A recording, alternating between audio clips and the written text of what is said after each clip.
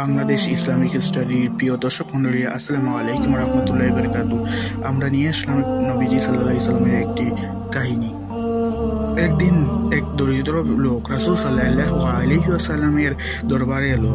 তার গায়ে পুরনো কাপড়, চোখে হতাশা। সে বলল, ইয়া রাসূলুল্লাহ, আমি খুবই গরিব, আমার ঘরে খাবার নেই, আমার সন্তানেরা ক্ষুধার জ্বালায় কাঁদছে। এবার রাসূল সাল্লাল্লাহু আলাইহি ওয়াসাল্লাম সাহাবীদেরকে বললেন, তোমাদের ঘরে কিছু খাবার থাকলে দয়া করে ওই ভাইকে দাও।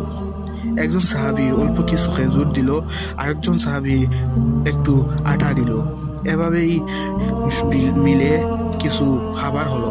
দরিদ্র লোকটি খুশি হলো এবং কাঁদতে শুরু করলো। তখন রাসূল সাল্লাল্লাহু আলাইহি ওয়াসাল্লাম বলেন, গরিবকে সাহায্য করো যাতে সে অন্যের দরজায় না যায়।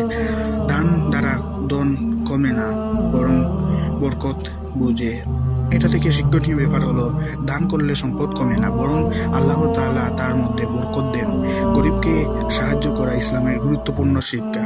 আল্লাহ আমাদের গরিব লোকদের দান করার তৌফিক দান করুন, আমিন।